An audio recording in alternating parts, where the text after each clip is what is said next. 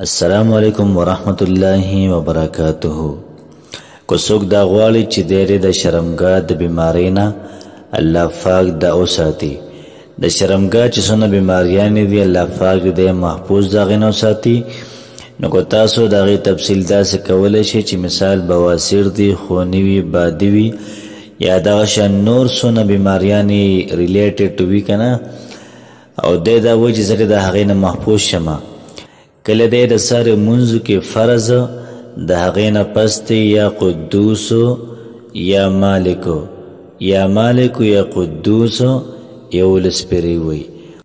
چې کله دی د ماښام لمونځو کې نو چې کله دی فرض وکړي د هغې نه پس یا مالک یا قدوسو دا د 11 پېرې وایي. نو انشاءالله العزیز د دې وظیفې په برکت سره به الله پاک دوی د خونې، بادي، بواسیر یا نور څومره مسایل دي د هغې نه به الله پاک بد ساتي.